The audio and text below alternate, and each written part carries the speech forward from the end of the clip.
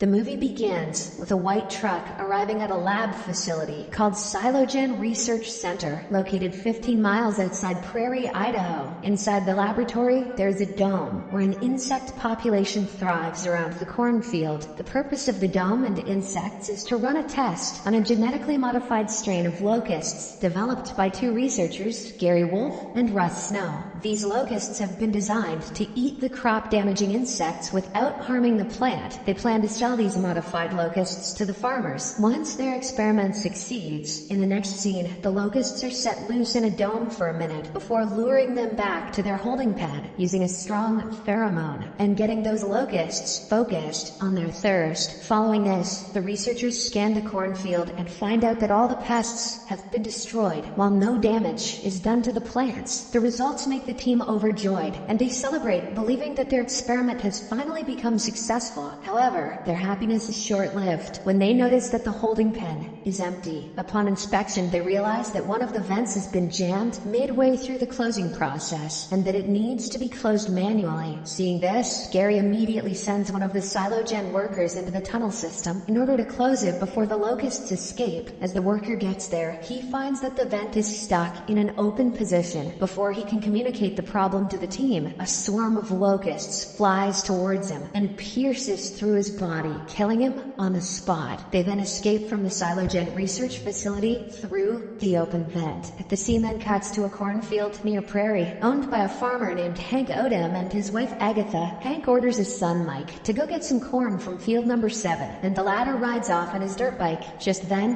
Hank and Agatha are visited by Colt Dunton, an owner of a small organic pesticide company, in order to collect payment from the last pesticide spray. Hank complains about the price of the chemicals, but he still pays for them. Following this, Colt drives home to his girlfriend Vicky, with whom he shares the good news that their organic pesticide formula is working successfully. Back at the Silogen Research Center, Russ and some workers investigate the vent, only to come across the mutilated body of their friend. Russ immediately heads back to Gary and reports the incident to him. He further intends to alert the authorities, but Gary asserts that since their locusts have short lives and do not breed, they shouldn't worry too much. Russ tries to point out the potential danger, but Gary downplays the severity of the situation, prioritizing profit over safety. In the meantime, Hank is in the midst of harvesting corn when his combine harvester's blade unexpectedly malfunctions. He gets out to check and discovers the corpse of a bull that has almost been completely eaten to the bone. Alarmed, he radios his wife and informs her about it. Just then, Agatha hears something in the cornfield and proceeds to inspect. Much to her dismay, she finds Mike's bike and the partially eaten body of her son. Hearing her panicked voice, Hank proceeds to get back to his vehicle, but finds it totally covered in locusts. Frightened, he tries to run away, but he's attacked and killed by the locust swarm. Not long after, the locusts reach Agatha too, causing her to end up with the same fate. A short while later, Colt arrives at the scene to find the area deserted. He wanders around the cornfield, where he finds a dead locust. As he walks further, he discovers the mutilated body of Hank, which prompts him to run away in fear. He then heads to a medical hospital where his girlfriend works as a veterinarian. He shares the grim news and thinks the locust killed him. It turns out that Vicky also has received several reports about the mutilated body of a cow. Following this, the couple inspects one of the specimens and discovers a dead locust inside the cow's body. To their knowledge, locusts wouldn't eat cow's flesh, as it's a herbivore, but when they check it on the microscope, they learn that the locust has tissue inside its stomach, which means that they aren't herbivores. Colt then suspects that it must be Silogen, as he seemed to have worked there in the past as an entomologist. Moreover, it's revealed that Russ is none other than Vicky's father. Elsewhere, a family is enjoying a picnic in a peaceful park near the town. During their outing, their son Kyle plays with a toy glider and follows it to a cave where he sees a swarm of locusts. Scared, the boy runs towards his parents, but he's chased by the insects. He tells his parents that they need to run away, but it's too late as the locusts are already approaching. The mother puts Kyle in the car, but before she can help her husband, the couple is fatally attacked and killed. In desperation, Kyle tries to drive away, but he crashes into a tree and passes out. Don't drive without a license. On the other hand, Colt confronts Russ at the Silogen facility and accuses him of the catastrophe caused by their experiment. However, the latter denies the accusations, claiming that it was an accident. He further asserts that all of these locusts will disappear in 2 days. After Colt departs, Russ goes to Gary and informs him about the situation. Gary then suggests that they destroy all the evidence of their experiment to save their research facility. In the next scene, State Trooper Anderson is on patrol. When he spots the crashed car with a traumatized Kyle inside, he urgently breaks into the vehicle and brings the boy to his police car. As he's about to drive away, the locusts suddenly swarm his vehicle. However, the officer somehow manages to outrun them and drives the boy to the city hospital. Apart from all of this, the U.S. government hires a USDA agent, Greg Ballard, in order to address the locust issue in Idaho. Turns out that Greg is an expert who had successfully contained a locust infestation in Africa. Meanwhile, Colt arrives at the hospital to talk to his girlfriend. He discloses that her father is the one responsible for this locust infestation. Amidst their discussion, they get to know about the locust attack in the park. They then rush to the hospital morgue to check the bodies of Kyle's parents and learn that they share the same death as the cows. That's a rude thing to say about dead people. Following this, Vicky goes to check up on Kyle, while Colt heads outside to talk to Anderson. He finds that the officer's car is covered in locusts and pulls out one of them for investigation. He then examines the insect at the hospital lab and uncovers a shocking revelation. The locust was a juvenile, and they've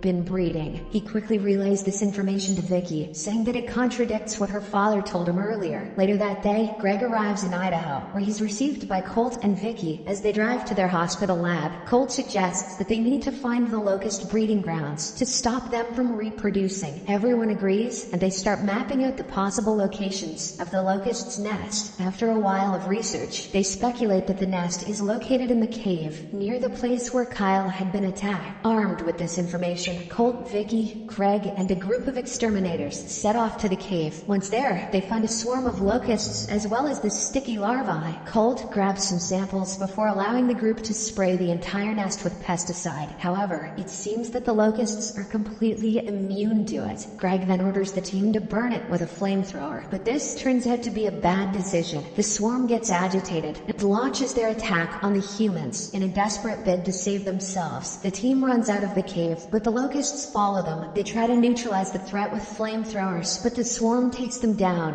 one after another. Colt, Vicky, and Greg are the only survivors at the end of the incident. Later, Greg receives a call from a government official who authorizes him to deploy UD-66, the most dangerous chemical weapon on the planet. Back at the hospital, a computer simulation predicts that in 96 hours, a sizable chunk of locusts will cover Idaho. Due to this, Greg deduces that the only option they have is to spray the locusts with the UD-66. Colt disagrees, claiming that the pesticide will have a massive effect on other biological lives for the next 10 years. However, Vicky also doesn't see any alternative, and she agrees to sign the order with Greg. By this time, the swarm of locusts reaches an amusement park where they start eating people alive. I waited in line 3 hours for this? This causes complete havoc in the area. As the news reaches the hospital, Colt, Vicky, and Greg work on figuring out a way to slow down the progress of the infestation. Greg then suggests that they put livestock in the middle of a field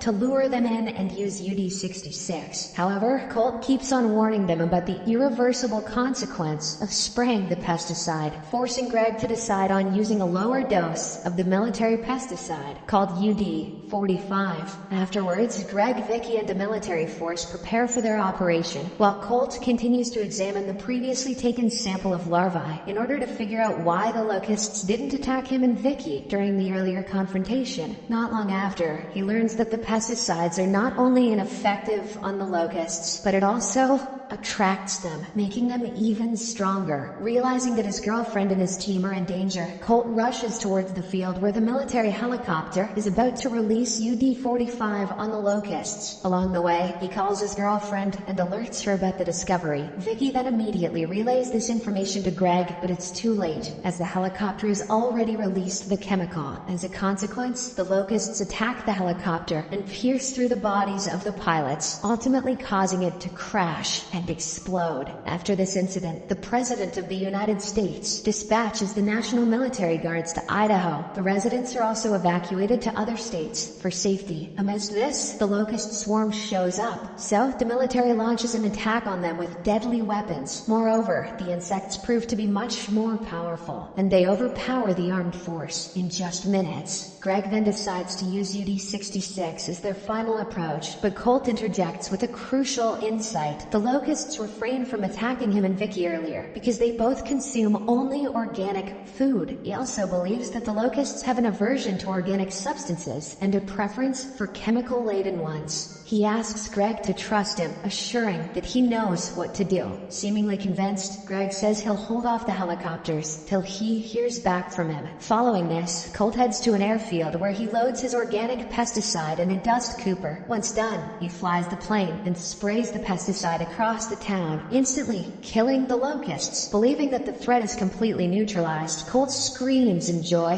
while Greg calls off the military helicopters. However, their assumption turns out to be wrong, as two larger swarms appear over the city. Now that they have no more organic pesticides, they decide to head to the Silogen lab, intending to seek help from Russ minutes before they arrive there. Gary flees the place to avoid the responsibility for the damage caused by the experiments, but as he drives through the highway, a swarm of locusts pierces through his car and body, resulting in his demise. There is justice after all. Elsewhere, the group arrives at the lab, and they ask Russ for a solution. The latter has realized his mistake, so he agrees to help them. He suggests that they should attract the locusts in the dome using pheromones, and then blow them up. Why didn't we think of explosions? They say. Heeding to this plan, the military soldiers plant a bomb inside the dome, while Colt loads the dust copper with some pheromones and lures the swarm there. He flies the plane through the dome, and they shut the doors behind him, trapping the locusts inside. They then attempt to detonate the place, but the swarm interferes with the radio signal. Now, with time running out, Russ decides to do the unthinkable. He heads inside the dome and activates the bomb manually, as he feels he owes the world this much. This causes the entire facility to explode, finally killing all the locusts. Now that the danger is averted, Vicky runs to her boyfriend, and they have an emotional reunion. No one cares about Russ. In the final scene, we see one more truck with possibly hundreds of hungry locusts in the rear compartment. It's heading towards another crop dome, somewhere outside Lafayette, Indiana. Let's hope those morons are vegan too. Subscribe for more videos like this, turn on notifications, and leave a like to help the channel out. Thank you for watching.